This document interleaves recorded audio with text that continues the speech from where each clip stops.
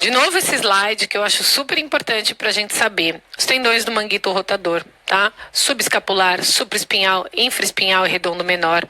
Lembrando que somente o subescapular tem a inserção na tuberosidade menor humeral. O supraespinhal, infraespinhal e redondo menor tem a sua inserção na tuberosidade maior humeral. Tá? Não se esqueçam que o tendão da cabeça longa do bíceps não faz parte do manguito rotador, tá bom? Ele só ajuda na estabilidade anterior do ombro, tá? Ali no ombro a gente também tem a bursa subacromial, subdeltoideia, para facilitar a movimentação e dissipar a fricção dos tendões. Tem a articulação acromioclavicular, que é uma articulação sinovial, tá bom? E a patologia mais comum do ombro aqui é a síndrome de impacto, né? Que é um mecanismo de impacto do manguito rotador com as estruturas que o circundam, sendo a cabeça humeral e o arco coraco acromial, tá?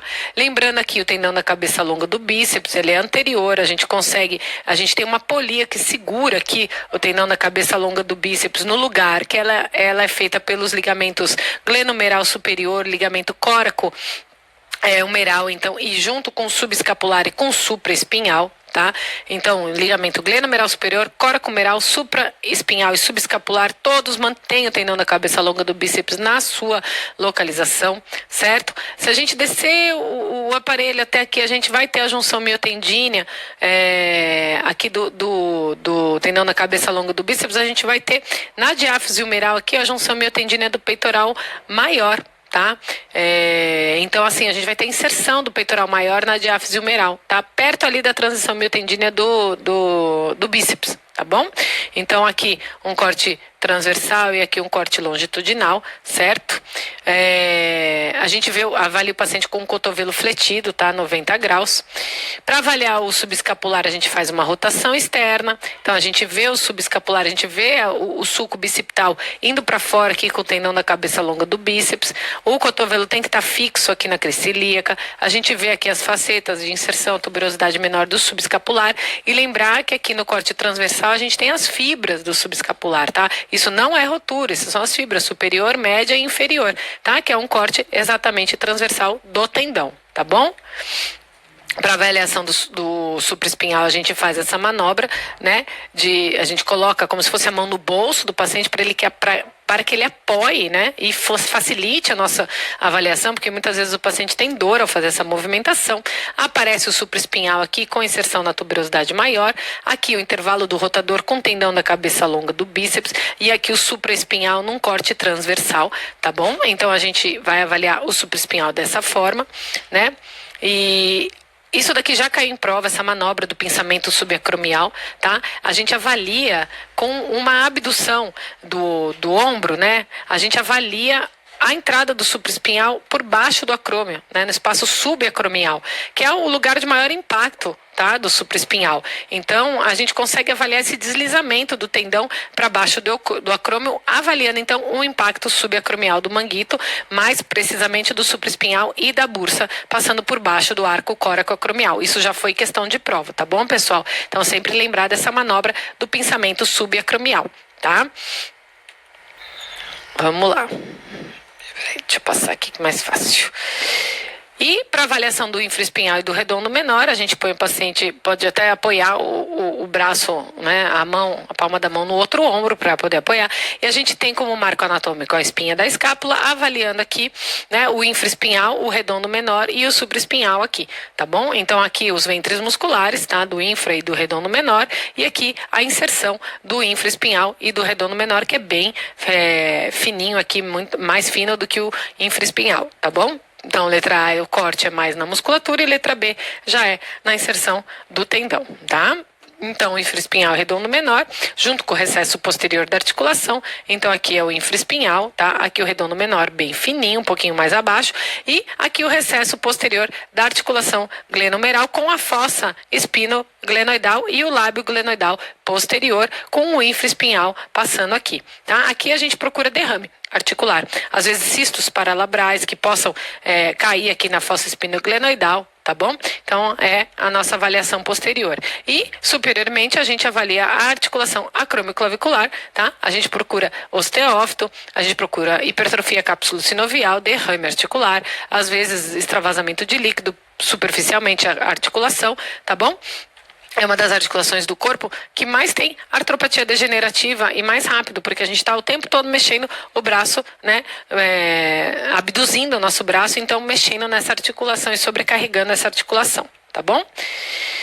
Das patologias do ombro que a gente tem que lembrar são as tendinopatias e as bursites. São as mais comuns e é basicamente nossa rotina do dia a dia, tá? Das tendinopatias a gente não pode esquecer da tendinopatia calcária, né? A tendinopatia calcária são focos de calcificação, podendo ou não ter sombra acústica posterior. Aqui a gente tem sombra acústica, aqui a gente não tem uma calcificação em fluff, né? Então nem sempre visível, nem sempre tão fácil, né, da gente caracterizar no ultrassom, mas a gente tem um tendão que fica com essas áreas esbranquiçadas ou com calcificações mais grosseiras. Tendinopatia aqui sem ser calcária, a gente tem espessamento e hipocogenicidade tendínea, aqui do subescapular, aqui do tendão da cabeça longa do bíceps. Então são tendões espessados, hipocogênicos, heterogêneos. Olha aqui, ó, no tendão do supraespinhal é o mais acometido, ele fica bem espessado, bem heterogêneo. A gente pode ter bursite associada, né, as bursas, as distensões líquidas com espessamento parietal da bursa subacromial subdeltoideia. E lembrando que na patologia de tendinopatia calcária a gente pode ter migração intraóssea dessas calcificações. Nessa fase de migração é a fase que tem mais dor, então é a fase que o paciente vai vir com muita limitação de movimento, muita dor e às vezes até fica de avaliação prejudicada, né, pelo ultrassom, que a gente precisa movimentar. Lembrando que a luxação mais comum do tendão da cabeça longa do bíceps é a luxação anteromedial, tá? Então, isso já caiu em prova também, tá? Então, a gente precisa saber disso daqui. O tendão da cabeça longa do bíceps, ele sai do sulco bicipital e luxa anteriormente e medialmente, tá bom? Mas a medial é a mais comum delas, certo? Combinado? Lembrando das roturas, né, do ombro, das roturas parciais, aqui a gente tem a rotura que se estende para a superfície bursal, ou seja, aqui, ó, vai para a bursa, a rotura para a superfície, sem extensão para a superfície nenhuma, que é a rotura intrasubstancial. Então a gente tem tendão, fica dentro do tendão, e a rotura para a superfície articular, junto aqui da cartilagem, tá bom? São as roturas parciais e as classificações de rotura, mas isso do tendão do supraespinhal, tá bom? Só o tendão do supraespinhal tem essa classificação, certo? Então vamos lá. Aqui só lembrando dos sinais diretos e indiretos de rotura, né, do ombro, seja ela transfixante, enfim, o parcial. Cabeça careca, ou seja, a gente não tem tendão aqui é o deltoide, aqui é a articulação, aqui é a cabeça humeral, aqui a gente vê direto o deltoide encostando basicamente na cabeça humeral. Então não tem tendão aqui, então é uma rotura completa, né? Aqui o sinal da cartilagem ou ausência realmente, descontinuidade focal, né? Com presença de líquido, e aí a gente consegue ver a cartilagem aqui. Então o sinal da cartilagem junto com uma descontinuidade focal com presença de líquido. A ausência do tendão no footprint, que é essa daqui, né? Sem líquido associado, tá? A gente consegue ver aqui a herniação do deltoide, né? Filamento focal do tendão com herniação do deltoide, tá? As irregularidades corticais bem proeminentes nas roturas, aqui uma rotura parcial articular com uma irregularidade cortical por tração mesmo. O sinal da cartilagem, né, como a gente já viu aqui, que como tem líquido fica bem evidenciada essa cartilagem aqui, tá? O cisto sentinela, que é na transição miotendínea, né? Depois que você vai um pouquinho para trás, a gente vê esses cistos grandes. Então isso daqui é sugestivo de rotura, é um sinal indireto de rotura. E avaliar sempre o trofismo muscular, né? Porque o trofismo muscular nos diz se você já tem uma rotura mais crônica, completa, e o que tem ali é material fibrocicatricial, né? Não é tanto o tendão, tá bom? Então tem que ficar de olho nesses sinais de rotura, tá? Outras patologias do ombro, como eu já expliquei para vocês em aula, a gente aqui tem um cisto paralabral com extensão para a fossa espinoglenoidal, tá? Então aqui podendo comprimir o nervo supraescapular, e se for antes da bifurcação do nervo, a gente pode ter supraespinhal e infraespinhal com sinais de atrofia, lipossubstituição. Se for depois da bifurcação, só o infraespinhal, tá? Aqui a gente vê uma fossa espinoglenoidal normal. A gente vê esse sinal de Geiser aqui, que é um extravasamento de líquido que vem lá da articulação glenomeral, né, do ombro. Quando você perde os tendões do manguito rotador, perde o supraespinhal, essa essa cabeça humeral, ela vai impactar nessa porção inferior aqui da articulação acromioclavicular, rompendo o ligamento inferior da articulação acromioclavicular, e o líquido que tinha dentro da articulação glenohumeral, ele extravasa para superficialmente aqui a articulação acromioclavicular. O paciente chega com uma tumoração aqui no ombro, né? Então aí quando você vai ver é líquido mesmo, tá? Isso é o sinal de Geiser. E a condrocalcinose, que não é tão comum, mas é um depósito de microcristais nas fibrocartilagens, podendo acometer qualquer cartilagem, seja do cotovelo, do joelho, do ombro, tá bom? A condrocalcinose pode estar presente em todas as cartilagens, certo? Então, de ombro era isso que vocês têm que lembrar, tá? De patologias, são poucas patologias, então o que cai muito de ombro é a anatomia, né? Então, por isso que eu deixei aquele slide lá em cima para vocês, com a anatomia do ombro, com funções, tá? Dos tendões, sempre lembrar da anatomia. Anatomia, as questões da prova de músculo, muitas são de anatomia. Então, se vocês souberem, quanto mais anatomia vocês souberem, melhor vocês vão se sair na prova. Tá bom? Então, entrando no cotovelo aqui, de novo, mais um slide de anatomia. Faço questão de deixar para vocês tudo escrito para que vocês possam estudar, tá bom? Na anatomia do cotovelo, a gente vai ter o tendão do bíceps distal, que ele vai ter inserção na tuberosidade anterior do rádio, tá bom? Ele tem uma aponeurose, que é o lacertos fibrosos, que quando você tem uma rotura completa, às vezes, do tendão do bíceps, ele não retrai tanto, porque a aponeurose está segurando, tá bom? Essa aponeurose, ela se insere na musculatura flexora e na ulna, tá? Então, ela segura essa retração do tendão pós-rotura. Na face lateral, ou seja, na face radial, lembrando que o paciente ele tem uma posição anatômica que o lado radial fica para fora, né, para lateral. A gente tem o tendão comum dos extensores, com inserção proximal no epicôndilo lateral, inserção à origem, tá? Tanto faz no epicôndilo lateral. No lado medial, tendão comum dos flexores, com inserção no epicôndilo medial. Tendão do tríceps distal, com inserção no olécrano. Lembra que o olécrano é essa parte aqui posterior, tá bom? Então, o tríceps, ele se insere no olécrano, tá? Então, tinha até uma questão da prova prática que eles botaram um olécrano e o epicôndilo medial e uma estrutura no meio que era o nervo ulnar passando no túnel cubital, e isso daí com certeza a gente acabou, assim, tinha que saber onde estava o olécrano, tinha que saber onde estava tudo para poder, né, saber que estrutura que a gente estava falando na prova, né? Então, a anatomia é tudo, sim, para vocês de músculo, tem que saber bastante anatomia. E os complexos ligamentares, tanto o colateral ulnar, né, que é o medial, com as 3 porções, né, que é a porção transversa, anterior e posterior, sendo que a anterior é a que a gente vê no ultrassom, e o complexo ligamentar lateral, que a gente tem o ligamento colateral radial, ligamento colateral ulnar lateral e ligamento anular, tá bom? Então, esse é o complexo ligamentar lateral, tá? O ligamento anular, ele envolve a cabeça do rádio. Lembrar da articulação do capítulo com a cabeça do rádio, naquela história da novela, né, que eu falei para vocês, né, os capítulos da novela no rádio, tá? A tróclea se articulando com a ulna. E temos os nervos, ulnar, mediano e radial, e as bursas, né? A olecraniana, que ela fica aqui, ó, tá? O tríceps, ele se insere aqui, a bursa olecraniana, ela fica aqui, ó, nessa região do cotovelo, e a bicípito radial, que é junto da inserção do tendão do bíceps distal aqui na tuberosidade anterior do rádio, que é essa proeminência aqui anatômica, tá? Então, aqui, só lembrando da inserção do tendão do bíceps distal na tuberosidade anterior do rádio. Lembrando que para avaliação do bíceps, a gente faz uma supinação, porque no processo de supinação você anterioriza a tuberosidade anterior do rádio, tá? Então, você consegue evidenciar melhor esse tendão. Se você faz uma pronação, você vai estar colocando a palma da mão para baixo. Então, você posterioriza essa tuberosidade anterior do rádio. Então, esse tendão se esconde. Se você faz uma pronação, você tem que avaliar o seu tendão do bíceps aqui pela porção posterior, né? Na supinação, você vem pelo lado medial, aqui às vezes fazendo uma forcinha, você consegue avaliar, tá? Então aqui o tendão do bíceps distal, tá? Aqui o tendão do bíceps, o nervo mediano, a artéria braquial, o músculo braquiorradial e o músculo pronador, tá bom? Então aqui assim a gente vê os recessos articulares, né?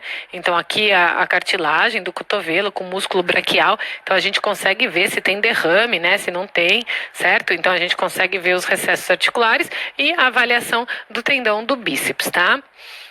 Já o cotovelo lateral, a gente tem duas estruturas importantíssimas a serem avaliadas. Uma delas é o nervo radial com o seu ramo interósseo posterior, que fica entre as cabeças do supinador. É uma das causas de dor lateral no cotovelo, junto com a epicondilite lateral. Tá? Que é a inserção do tendão comum dos extensores, certo? Então, tem clínica de epicondilite lateral, tem que tentar avaliar o interósseo posterior, tá? O nervo interósseo posterior, ele é um ramo motor, tá? Do nervo radial. E ele passa aqui numa estrutura, ele se ramifica aqui nessa estrutura que chama arcada de Froese, né? Ela fica aqui, antes do nervo entrar na cabeça dos supinadores, ele passa por essa arcada fibrosa. E é um dos locais de compressão, tá? Do nervo radial. Quando ele se bifurca e entra aqui na cabeça do supinador. Você pode ter atrofia com lipossubstituição e dor na face lateral, né? Do antebraço. Tá? Essa é a clínica da síndrome do interósseo posterior que eu falei para vocês em aula, certo? A avaliação do epicôndilo lateral a gente pega na face lateral do cotovelo, a gente vai ver todo o epicôndilo lateral, aqui tem toda a origem do tendão comum dos extensores, tá? A epicondilite lateral, então ela comete esse tendão, né? Nada mais é do que uma tendinopatia aqui na origem, tá bom? Então, ó, a gente vê aqui o tendão, certo? E a gente consegue ver o ligamento anular aqui, ó, tá? Aqui é a articulação, né, do rádio com o capítulo, o ligamento anular e o tendão comum dos extensores, tá bom? Então, são as estruturas avaliadas do lado lateral. Já do lado medial, a gente vai ver o tendão comum dos flexores, né? Então, a gente avalia aqui, ó, nessa região, tendão comum dos flexores, tá? E a gente consegue sim avaliar o ligamento, a banda anterior do ligamento colateral medial. Eu particularmente gosto muito dessa posição para avaliar essa banda desse ligamento, porque nessa posição o ligamento fica tenso, então a gente consegue avaliar sem muita frouxidão, tá? A banda anterior é a principal estabilizadora do estresse em valgo, ou seja, ela segura que você não tenha uma instabilidade medial desse cotovelo, tá? Lembrar que o nervo mediano, um dos locais de compressão do nervo mediano é entre as cabeças humeral e ulnar do pronador, tá bom? Então, do pronador redondo. Então, quando você faz a pronação, você tem, às vezes, compressão do nervo mediano nessa região, tá? Dando toda a parestesia, dor em antebraço, enfim, é um dos locais de compressão. O outro local de compressão a gente vai falar que é o punho, tá bom? Na síndrome do túnel do carpo. E aqui só mostrando para vocês o tendão comum dos flexores e o ligamento, a banda anterior do ligamento colateral medial, tá bom? Então, sempre lembrar. O cotovelo posterior, a gente tem o tríceps se inserindo no olécrano, certo? E junto nesse cotovelo posterior, lembrar do nervo ulnar. Essa foi exatamente a figura que caiu na prova prática de vocês, no ano passado, tá?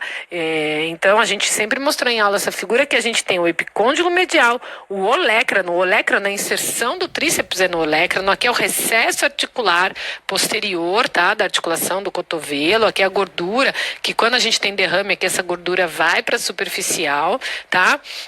Aqui o nervo ulnar, então, passando nesse túnel cubital, cujos limites são o olécrano e o epicôndilo medial, tá bom? Então, o nervo ulnar a gente avalia tanto em extensão quanto em flexão, tá? Por quê? Porque em extensão, a gente vê o nervo no local dele. Quando a gente flete o cotovelo completamente, esse nervo ele pode subluxar, passar superficialmente ao epicôndilo medial, né? Então, a gente avalia essa subluxação que na grande maioria das vezes é assintomática, tá, pessoal? É assintomática, tá? Mas você pode sim ter um nervo ulnar doentinho por muito atrito nessa região, tá bom? Então, vamos lá. as epicondilites, como eu expliquei para vocês. A gente tem a epicondilite lateral, que é o cotovelo do tenista, e a epicondilite medial, que é o cotovelo do golfista. Apesar de hoje a gente ver, a gente acabar encontrando epicondilite muito mais ocupacionais, né? Então, digitadores, a lateral é muito comum em digitadores, as pessoas que fazem muita academia pegam peso, carregam peso o tempo todo, tá? Então, a lateral, que é o cotovelo do tenista, ela comete a origem do tendão comum dos extensores, tá? No epicôndilo lateral. Ela é a mais comum, 7 vezes mais comum do que a medial. Tá bom, pessoal? Então, o que a gente vê? A gente vê um espessamento, uma hipoecogenicidade do tendão comum dos extensores junto da sua origem aqui no epicôndilo lateral. Tá? É chamada de tênis elbow. Aqui só para vocês verem um ultrassom normal, tá? Já a medial, a gente vê esse mesmo espessamento, essa mesma hipoecogenicidade, podendo ou não ter rotura, fissura intrasubstancial, rotura parcial, tá? A rotura completa é mais raro, mas as roturas parciais são bem comuns, tá? Junto dos tendões aqui doentinhos. Então, a gente vê um tendão aqui, ó, ecogênico, fibrilar, olha esse tendão espessado hipoecogênico, e aqui no epicôndilo medial, que é a epicondilite medial ou cotovelo do golfista, tá bom? Então tem que sempre lembrar, epicondilite lateral, tendão comum dos extensores, epicondilite medial, tendão comum dos flexores, tá bom? Não vamos confundir, certo? Aqui eu mostrando para vocês aquela instabilidade do nervo ulnar que eu falei para vocês, tá? Então aqui a gente tem a cabeça medial do tríceps, que ela é uma cabeça do músculo do tríceps, é uma cabeça, ela se insere diretamente como músculo no osso e não como tendão, tá? A gente tem um nervo ulnar junto do epicôndilo medial aqui. Tá? Então o nervo ulnar ele fica aqui no túnel cubital. Na hora que você faz um movimento completo de flexão 90 graus, esse nervo ulnar ele pode subluxar anteriormente e superficialmente ao epicôndilo medial, tá? A grande maioria das vezes é assintomático, mas a gente pode ter um atrito sim, tá? Do nervo aqui, deixando o paciente com síndrome parestesia no quarto e quinto dedos, igualzinho quando a gente dorme em cima do braço. O nosso quarto e quinto dedos acabam adormecidos. É isso que acontece quando a gente tem uma neuropatia, tá? Do ulnar, certo? Então, muito bom. Caiu em prova essa foto, tá bom? Mas junto com o olecrano. Então, lembrando que eu expliquei para vocês da síndrome do pronador redondo. É quando o paciente faz um movimento de pronação, palma da mão para baixo, você tem uma constrição aqui das cabeças humeral e ulnar do pronador redondo, determinando uma compressão do nervo mediano, tá? Aqui no seu trajeto no antebraço, tá? Os sintomas, na verdade, como é uma neuropatia compressiva, a gente pode ter dormência, né? Que é parestesia, tanto na face volar do antebraço, que é palmar, e nos dedos, tá bom? Então, assim, na parte ulnar do quarto dedo também, tá? Na parte radial do quarto dedo, desculpa, porque aqui até o quarto dedo ele é dividido em 2 territórios de inervação. A inervação ulnar, que é a parte, né, mais ulnar, mais pro quinto dedo, e radial, então, que é a inervação do mediano, tá bom? Então, o quarto dedo pro lado radial é onde a gente vai ter a síndrome do pronador redondo, dando uma parestesia para esses dedos aqui, primeiro, segundo, terceiro e quarto dedos, parte aqui do dorsal da ponta dos dedos e volar da palma da mão, tá bom? Que é muito similar à síndrome do túnel do carpo, né? Porque a síndrome do túnel do carpo é uma compressão do nervo mediano aqui no punho, tá? É a mesma sintomatologia. Tá? Falando agora do interósseo posterior, eu já expliquei para vocês, quando o interósseo posterior, quando vem o nervo radial, ele se divide em ramo profundo, e ramo motor e ramo sensitivo. O ramo motor é o nervo interósseo posterior. Ele vai entrar entre as cabeças do músculo supinador pela arcada de Froese, que é o local de mais compressão do nervo interósseo posterior, deixando esse nervo espessado e hipoecogênico, dando uma neuropatia. Como esse nervo, essa musculatura, né, extensora é inervada pelo interósseo posterior, e o músculo supinador também, qualquer denervação dos extensores do supinador, você vai ter por compressão desse nervo, você vai ter uma impossibilidade de extensão dos dedos, perda de força para estender o punho. tá? Porque quem faz essa extensão é o músculo, né? E o músculo estando denervado, a gente não tem força, tá bom?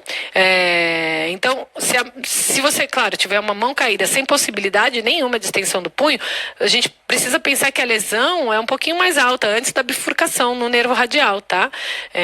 Porque acomete o extensor radial longo do carpo. Enfim, o diagnóstico diferencial, como eu expliquei para vocês, é a epicondilite lateral, porque é dor na face lateral do antebraço. Tá? E como a epicondilite lateral também tem dor na face lateral do antebraço, apesar que a epicondilite lateral, o paciente faz assim, ó, é aqui, doutora. É aqui que eu tô sentindo dor. Então, a gente vai procurar direto no epicôndilo. Mas a dor na face lateral do braço tem que afastar, sim, a síndrome do interósseo posterior, tá? Do cotovelo, a gente precisa ver também o tríceps braquial, que ele se insere no olecrano, que é posteriormente. As lesões de tríceps braquial podem acontecer pós-trauma, queda com a mão estendida, ou por vários problemas sistêmicos, aí como insuficiência renal, hiperparatireoidismo, né? A bursite mesmo, que dá esse processo inflamatório, injeção local de corticoide, né? Uso de anabolizantes, corticoides sistêmicos, enfim, pode dar lesão do tríceps, tá? Porque ele é um músculo bem forte. Mas, enfim, como qualquer tendão e músculo, pode ser lesionado também. E a bursite olecraniana. Aqui tá o tríceps. A bursite, ela fica aqui, ó. Então, aqui, inserção do tríceps. Olha a bursite aqui, tá? Então, é uma distensão líquida que pode ter espessamento sinovial, pode ser um líquido anecoico, enfim. Junto aqui, na porção um pouquinho mais abaixo do olecrano, tá? Às vezes por traumas repetitivos, compressões. E um local que pode ser, essa bursa também pode ser acometida pela gota, né? Que é uma artropatia na verdade, um depósito de microcristais, não artropatia, mas é um depósito que pode acontecer em bursas, em periarticulares, enfim. A bursa olecraniana, ela é um sítio de acometimento da gota e fica esse tecido dentro da bursa com esses focos ecogênicos, tá bom? Então, isso é típico de gota, tem que levantar a hipótese quando a gente vira essa imagem, tá? Punho e dedos, então, de novo, questões de anatomia chovem aqui, chovem, tá? Então, a gente sabe que o punho, ele tem os compartimentos extensores, que é na face dorsal, e o compartimento flexor, que é na face volar ou palmar, tá? Dos compartimentos extensores, que vocês precisam saber, marco anatômico do rádio distal, tubérculo de Lister, certo? O tubérculo de Lister, ele divide o segundo do terceiro compartimentos extensores, tá? Segundo do terceiro, tá? Então, o terceiro compartimento extensor, eu vou falar dele também, mas ele é o mais importante, que é o que mais cai em prova, que é o extensor longo do polegar. Longo do polegar é só lembrar, ele sai daqui para ir lá para o polegar, então ele tem que ser muito longo, né? Então, o extensor longo do polegar, ele tem que passar por cima do segundo compartimento, na intersecção distal, vem parar no polegar. Certo? Vamos relembrar rapidinho o nome dos compartimentos, dos tendões dos compartimentos extensores? Então, vamos lá. Abdutor longo do polegar, extensor curto do polegar. Extensor radial longo do carpo, extensor radial curto do carpo. Extensor longo do polegar, extensores dos dedos e do indicador, extensor do quinto dedo ou do dedo mínimo e extensor ulnar do carpo, tá bom? Tem que lembrar, pelo menos, do terceiro, que é o extensor longo do polegar. O extensor curto do polegar está lá no primeiro, tá? Tem que lembrar que o primeiro passa por cima do segundo e o terceiro passa por cima do segundo. O segundo está sempre por baixo, tá bom? E o marco anatômico no rádio distal, que é o tubérculo de Lister, marco ósseo anatômico, para que a gente veja a divisão entre o segundo e o terceiro compartimentos extensores, tá? O primeiro compartimento extensor, ele tem uma tenossinovite que é própria dele, que é a tenossinovite de Dequervain, tá? Então, lembrando de novo, abdutor longo e extensor curto do polegar, tá bom? É um espessamento e hipocagenicidade tendíneas associada a sinovite por microtrauma repetitivo no polegar. O paciente vem direto com a dor, aonde eu estou apontando com o dedo, aqui eu estou com dor, doutora. Paciente que está com um filho pequeno, que fica carregando o filho, a cabeça do neném muito constantemente aqui, acaba forçando esse tendão. Doenças ocupacionais como digitação. Pacientes que torcem muito, fazem esse movimento de rotação, donas de casa, que estão torcendo o pano o tempo todo, tá bom? Então, a tenossinovite, ela acomete muito esse grupo de pessoas que eu acabei de falar. Então aqui a gente vê os tendões normais, né? Abdutor longo e extensor curto do polegar e um espessamento da sinóvia, da bainha, né? Sinovial com líquido e o tendão espessado hipoecogênico com líquido em volta, tá bom? Isso é a tenossinovite de De Quervain do primeiro compartimento extensor, abdutor longo e extensor curto do polegar. As intersecções, como eu expliquei para vocês, a gente tem a intersecção proximal e a intersecção distal, né? A intersecção proximal é a intersecção do primeiro compartimento por cima do segundo compartimento extensor. Então, aqui o primeiro vem lá do meio e passa aqui em cima. Aqui a gente tem espessamento, hipocogenicidade, líquido, tá? Nos movimentos repetitivos de flexo e extensão do punho, tá? Isso é a síndrome da intersecção proximal. E a intersecção, ela acontece 4 a 8 centímetros proximal ao tubérculo de Lister, ou seja, antes do tubérculo de Lister, tá? E a intersecção distal, que é a passagem do terceiro compartimento extensor, que é o extensor longo do polegar, não esqueçam, ele precisa passar pelo segundo compartimento para poder chegar lá no polegar, certo? Então, passando aqui, pode atritar também, pode dar as tendinopatias aqui dessa região, certo? Então, intersecção distal, segunda e terceira, intersecção proximal, primeiro e segundo, tá bom? E o sexto compartimento extensor, que é o extensor unar do carpo, ele é o mais acometido em artrites reumatoides. Talvez o primeiro tendão a ser acometido do punho em artrites reumatoides é o sexto compartimento extensor. Tá bom, pessoal? Então tem que dar uma olhada. A articulação radioulnar distal, tá? Aqui é o quarto e o quinto compartimentos extensores. Então a gente tem a articulação radioulnar distal. Então a gente dá uma olhadinha, vê se tem derrame articular, como em todo punho, tá? A gente precisa procurar derrame articular às vezes intercarpal aqui, tá bom? Então, a gente precisa procurar patologias articulares também, né? Parte importante, vou até beber uma água. Parte volar do punho, túnel do carpo. Tiveram algumas questões, tanto de túnel do carpo quanto do canal de Guion, tá bom? Vou explicar as duas coisas. Túnel do carpo, os constituintes do túnel do carpo. A gente tem limites do túnel do carpo, tá? A gente tem o túnel do carpo proximal e o túnel do carpo distal, que é a fileira distal do punho. Proximal, a fileira proximal do punho. Lembrando dos ossos do punho, na fileira proximal do punho a gente tem o escafoide do lado radial, do lado do polegar, e o pisiforme do lado ulnar. Então a gente tem como limite lateral o escafoide, ósseo, medial o pisiforme. Na prova caiu que o canal de Guion é um limite medial do túnel do carpo, tá? Há controvérsias, mas é um limite superficial e medial mesmo, mas ele é mais superficial, certo? O limite medial mesmo é ósseo, tá bom? É o pisiforme. Isso da fileira proximal do carpo. Na fileira distal, o limite lateral é o trapézio e o limite medial é o âmulo do amato. Tá bom? Aqui o nervo ulnar já se dividiu aqui, né, do canal de Guion, tá? Quais são os constituintes do túnel do carpo, tá? Não muda, gente, não muda. É o nervo mediano, só tem um nervo mediano. O nervo ulnar é do canal de Guion, tá fora do túnel do carpo, ó. O retináculo flexor aqui, ó, ele é o limite superficial do túnel do carpo. Os ossos do carpo são os limites profundos, tá?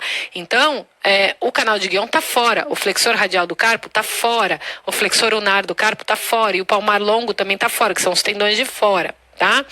Agora, constituintes do túnel do carpo, nervo mediano, flexor longo do polegar, o polegar só tem um tendão flexor, não esqueçam disso, por favor, tá? O polegar só tem um tendão flexor e ele tem 4 tendões flexores superficiais e 4 tendões flexores profundos. Então, ao todo, ele tem 9 tendões, não tem 10 tendões, porque o flexor longo do polegar é um só, não tem superficial e profundo, tá? Então, são 9 tendões e um nervo. Combinado? Não tem vaso dentro do túnel do carpo, tá? Não caiam nessa pegadinha. O único vaso que pode ter como variação anatômica é a persistência da artéria mediana, que é uma variação anatômica embriológica em que você tem uma artéria mediana aqui dividindo o nervo mediano em 2, deixando o nervo mediano bífido. É o único vaso que pode ter dentro do túnel do carpo e, de vez em quando, nem sempre. A regra é não ter vaso. Tá bom? Então não esqueçam desse slide, por favor, decorem esse slide inteirinho, tá? Então, o canal de Guion mostrando para vocês, então, no nosso desenho que a gente tinha lá no infográfico, aqui o canal de Guion, que é superficial e medial ao túnel do carpo. Aqui é o retináculo do flexor fazendo o chão, né, a sustentação do canal de Guion. Nervo ulnar, artéria e veias ulnares, tá bom? Nervo ulnar se bifurcou aqui, se dividiu em ramo superficial e profundo, ramo motor e sensitivo, tá? Como a gente estava vendo a inervação, a gente tem que lembrar de uma coisa, ó. Aqui é a síndrome do túnel do carpo, mas nesse desenho eu tenho tanto o território de inervação do nervo mediano quanto o território de inervação do nervo ulnar, tá bom? Aqui é a palma da mão, aqui é a região dorsal. Vocês estão vendo que aqui não tem, né? Qual que é o nervo que é responsável por esse aqui? É o nervo radial. Tá bom? O nervo radial, ele faz essa inervação aqui dorsal até a pontinha dos dedos. A pontinha dos dedos, até aqui metade do quarto dedo para lá do radial, é do nervo mediano, junto com a palma da mão aqui do primeiro ao quarto, a metade do quarto dedo, tá? Tanto é que na síndrome do túnel do carpo, às vezes a gente tem uma atrofia da eminência tenar, que é essa daqui. Essa daqui é a eminência hipotenar. Então, quando você tem um problema de compressão do nervo ulnar, que foi uma das questões de prova na síndrome do canal de Guion, que é o rodapé do rodapé, mas enfim, a gente tem problema no quarto dedo faciunar, quinto dedo e na eminência hipotenar, tá?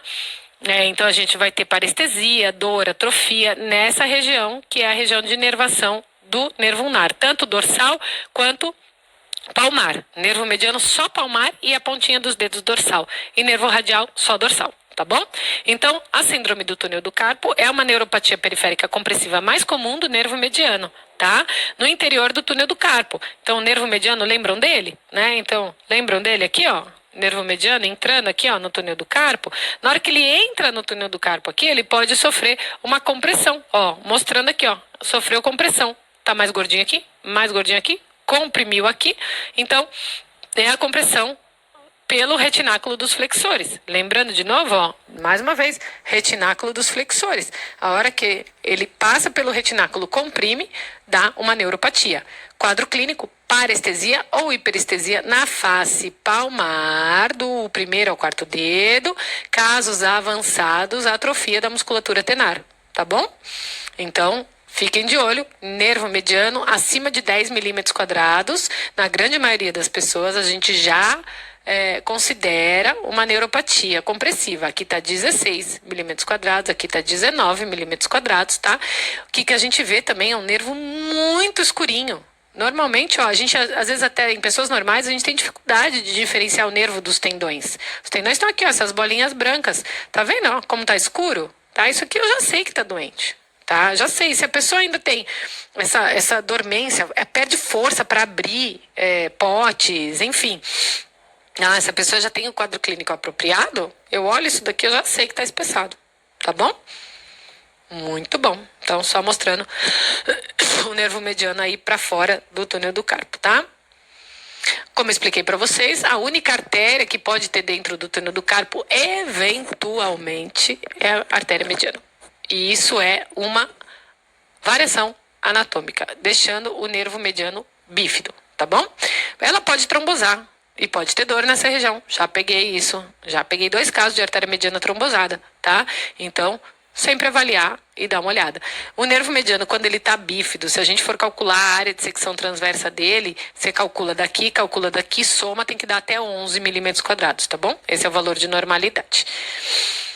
E uma patologia muito comum do punho, que são cistos gangliônicos. O paciente chega assim e fala, doutora, eu tenho uma bolinha aqui. Na região dorsal, é a região mais comum de acometimento de aparecimento dos cistos gangliônicos. São lesões benignas, normalmente eles têm comunicação com a articulação intercarpal, tá? Normalmente eles acontecem entre o terceiro e o segundo compartimento extensores. Por que eu falo entre o quarto e o segundo? Por que eu falo entre quarto e segundo? Cadê o terceiro? O terceiro já passou, ele foi lá embora pro polegar. Então ficou o quarto e o segundo. É aí que os cistos, eles aparecem, o líquido vem lá da articulação e extravasa aqui numa cápsula, dando essas lesões, imagens císticas anecoicas, né? Muito mais comum na região dorsal, geralmente em comunicação com a articulação escáfo-semilunar, que são os ossos, né, do carpo, tá? São 70% das formações expansivas do punho. tá bom? Assintomáticos na grande maioria das vezes, tá? Podendo aí, se for muito grande, enfim, dar atrito com os tendões, feixe vascular nervoso, mas não é o comum, tá? O comum é assintomático e mais estético, né? Diagnóstico diferencial dos cistos gangliônicos é a bossa cárpica, tá? Porque o paciente vem exatamente com o mesmo quadro, mas na hora que você vai avaliar a bossa cárpica é um osso, é o cicloacessório, ele vai se estabelecer aqui entre a base do segundo e terceiro metacarpos, tá? Então também é uma variação anatômica, mas enfim, é um ossículo acessório, pode ser assintomático, mas pode predispor a degenerações articulares. Não podemos esquecer da doença de Dupuytren, que é uma fibromatose palmar, tá bom? Então, o que a gente tem? A gente tem pele, subcutâneo, na face palmar, abaixo do subcutâneo, a gente tem nessas nodulações hipocogênicas, abaixo aqui, junto na topografia da face palmar, olha o tendão passando aqui embaixo. Então a gente tem, o paciente chega com um cordão nodular endurecido na palma da mão, muitas vezes até com retração já, porque começa a puxar aqui assim, ó. O paciente fica com retração. Atendi uma paciente que ela estava assim uma vez, né? Eu não conseguia nem colocar ultrassom aqui, mas eu já sabia que era uma fibromatose, porque estava tudo retraído. Então são essas nodulações, tá? Cirrose alcoólica e diabetes são fatores predisponentes, tá? E eles são mais comuns aí na região volar do quarto e quinto tendões flexores, superficialmente aos tendões, tá bom? Lembra sempre da artrite reumatoide, só relembrar que a artrite reumatoide acomete muito o punho, a gente tem espessamento sinovial, derrames articulares, aumento de fluxo ao estudo Doppler, tenossinovites, às vezes difusas, tá bom? Então, é uma doença autoimune que acomete muito mais mulheres de meia idade, tá? Os métodos de imagem, eles podem confirmar uma suspeita clínica, né? Então, a gente tem essa sinovite, aumento de fluxo ao estudo Doppler, e é importantíssimo saber se tem vascularização ao estudo Doppler ou não. Por quê? Porque é um controle terapêutico. Se o remédio está funcionando, não tem que ter atividade inflamatória de doença, então não tem que ter fluxo ao estudo Doppler, tá bom? Se tem fluxo, é porque ainda tem atividade inflamatória, a medicação provavelmente não está fazendo efeito, tá? Tenossinovites e erosões ósseas também são muito comuns nessa região. Indo para a parte dos dedos agora, aqui a gente tem o dedo de martelo, dedo de gatilho e lesão do ligamento colateral ulnar do polegar. São os três mais comuns, tá? Dedo em martelo. O que acontece? Você tem uma rotura do tendão extensor distal junto da inserção dele na falange distal. Cai a ponta do dedo do paciente. O paciente não consegue esticar o dedo, fica caidinho aqui assim, ó. Tá? O paciente chega com o dedo desse jeito. Aí você fala, poxa, já com certeza teve uma lesão do tendão extensor, né? Porque ele não consegue estender, então lesou o tendão extensor. Então é a rotura do tendão extensor terminal no nível da falange distal, tá bom? Uma lesão que é prevalente em esportistas e uma inabilidade de estender o dedo na articulação interfalângica distal. Já o dedo em gatilho, o paciente dobra o dedo e fica. Ele tem que ajudar com a outra mão. Pode ser doloroso ou não, tá? O que a gente tem no dedo em gatilho de imagem? A gente tem tenossinovite dos flexores, tá? E um espessamento de polia. Isso normalmente por microtrauma repetitivo. O que veio primeiro? Espessamento da polia? Tenossinovite? Não se sabe, tá? O que se sabe é que na hora que você tem espessamento de polia e tem uma inflamação, às vezes até cisto de polia, enfim, diminui esse túnel aqui de passagem do tendão entre o osso e a polia. Aí o que acontece? O tendão vai, porém não volta, porque ele fica parado ali. Então você tem que ajudar com a mão. Isso é o dedo em gatilho. A polia mais acometida é a polia A1, que fica no nível da articulação metacarpo falangiana. A polia A2 fica no nível aqui da diáfise da falange proximal, tá? A polia A2 é essa estruturinha aqui. Ambas podem estar espessadas, ambas podem não estar espessadas, você só tem tenossinovite, só pode ter cisto, entendeu? Então os achados são bem variados. Já a lesão do ligamento colateral ulnar do polegar é uma rotura do ligamento colateral ulnar que ele fica aqui na articulação metacarpo-falangiana do polegar. Então ela é nessa região. Traumas em abdução do polegar, abrir o polegar, abre a articulação, rompe o ligamento, tá? Então o que acontece muito em esquiador isso daqui, tá? Em gente que esquia. O que acontece aqui é o seguinte, se você tem uma lesão do ligamento colateral ulnar, ele sai da falange, ele solta da falange, tá? O que acontece é que o adutor aponeurose do adutor do polegar, que é o que fecha o polegar, ela pode se interpor entre a base da falange e o ligamento, não deixando esse ligamento cicatrizar. Isso se chama lesão de Stener. Essa lesão de Stener, ela é cirúrgica, tá, pessoal? Então, no ultrassom, às vezes a gente consegue definir, às vezes tem que ir para ressonância, enfim, tá bom? Então, a gente precisa saber só para questão de prova o que é uma lesão de Stener. É quando você tem uma interposição da aponeurose do adutor entre o coto do ligamento e a base da falange proximal. Aí você não tem cicatrização da lesão do ligamento, vai para cirurgia, tá bom? Só passar. Vai. Entrando no quadril, então, pessoal,